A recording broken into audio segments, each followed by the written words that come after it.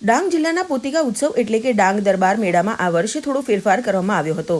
સામાન્ય રીતે મેળાનું ઉદ્ઘાટન રાજ્યપાલને હસ્તે કરવામાં આવતું હતું, જો કે આ વર્ષે મેળાની શરૂઆત રાજ્યના પ્રવાસ મંત્રીને કરવામાં આવ્યું અને સમાપન મહામહિમ રાજ્યપાલના હસ્તે કરવામાં આવ્યું। સમાપન પ્રસંગે રાજ્યપાલે 5 રાજાઓની શૌર્યગાથાનું વર્ણન કરી તેમની બહાદુરીના પ્રસંગો ગયા હતા। રંગ ઉપવન ખાતે રાજ્યપાલ અને સ્થાનિક ધારાસભ્ય વિજય પટેલનું વાસુરાણાના રાજા ધનરાજસિંહ સૂર્યવંશી દ્વારા રાજ્યપાલને સાફો પહેરાવી તીર કમાન આપી સ્વાગત કરવામાં આવ્યું હતું। જ્યારે કાર્યક્રમ મુજબ રાજ્યપાલશ્રીએ સરકારે નિશ્ચિત કરેલ રાજકીય સાલિયાણા પેટેની રકમ અને 5 સુપારી સાલ તેમજ મોમેન્ટો આપીને 5 રાજાઓનું જાહેરમાં સન્માન કર્યું હતું। 5 રાજાઓ પૈકી વાસુરાણાના રાજા ધનરાજસિંહ સૂર્યવંશીએ મંચ ઉપરથી રાજ્યપાલ સહિત વહીવટીતંત્રનો આભાર વ્યક્ત કર્યો હતો અને ડાંગ જિલ્લાના જળ જંગલ અને જમીનની રક્ષા કરવાની પ્રતિબદ્ધતા વ્યક્ત કરી હતી। સાથે રાજાએ ડાંગના જંગલ અને સ્થાનિક લોકોની રોજગારીની ચિંતા કરતા વર્ષો જૂની બંધ થયેલ પોલીસ પટેલ અને કારભારીની પ્રથા ફરી શરૂ કરવા સરકારને વિનંતી કરી હતી। આજે દિવસે દિવસે ડાંગ જંગલો ઓછો થતો જાય છે, જેથી કરીને મહામહિમ સાહેબને હું એક વિનંતી કરીશ કે ડાંગ જિલ્લાની પ્રકૃતિ પૂજક તરીકે એ દરેક ગામડાઓ છે અને ગામના લોકો પોલીસ પટેલ કારભારી અને જાગલની પ્રથાઓ એ પરંપરા અમારા ડાંગમાં હતી, જેથી કરીને જંગલમાં જો દવ લાગે તો એ દવ વિઝવા માટે પોલીસ પટેલને કારભારી જાગલને એ બૂમ પડવા માટે કે એટલે બધા ગામ લોકો એક થઈ અને દવ ઓલવવા જતા હતા, દવ વિઝવવા જતા હતા। એના ભાગ રૂપે એ જંગલ ખાતું એને એનાયત પેલા એવોર્ડ આપતા હતા।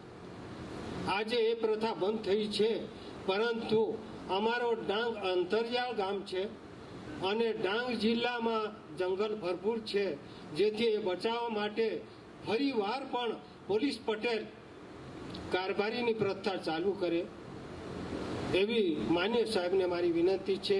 સાથે અમારા ગુજરાતના ઉપદંડક સાહેબ છે, એને પણ વિનંતી છે કે એ સરકાર સુધી વિચારણા કરે અને પોલીસ પટેલ કારભારીની પ્રથા ચાલુ કરે।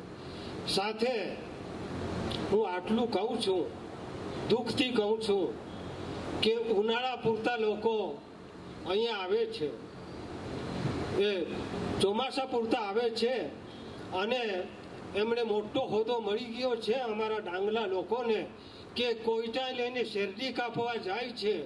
એના માટે કંઈક સરકાર વિચારે અને ઘર આંગણે રોજી મળે અને અમારી ગરીબ પ્રજાને રોજગારી મળે, એ જ મારો મુખ્ય હેતુ છે। બસ, રામ રામ, જય હિન્દ, જય ભારત। पावन पर्व पे डांग दरबार जो 1824 से लगा 1842 से डांग में आयोजित किया जाता है, वो परंपरा बराबर आज भी चल रही है और प्रदेश सरकार की ओर से हमारे जो 5 राज परिवार थे उनको सम्मानित किया जाता है। इस पवित्र अवसर पर मैं पूरे डांग वासी और गुजरात वासियों को होली की पवित्र शुभकामनाएं देता हूं। सबके घरों में सुख हो, शांति हो, आनंद और समृद्धि हो, ऐसी शुभकामनाएं करता हूं। क्योंकि डांग को गुजरात सरकार ने प्राकृतिक जिला घोषित किया है और यहाँ के सब किसान खेडूत भाई बहनों ने इस परंपरा को अपनाया और आज डांग पूरे देश का पहला प्राकृतिक जिला घोषित हो चुका है। इसी संदर्भ में कल हमने इस जगह पर हजारों किसानों को प्राकृतिक खेती के बारे में विस्तृत जानकारी दी, ताकि वो अधिक से अधिक इस दिशा में और आगे बढ़ें।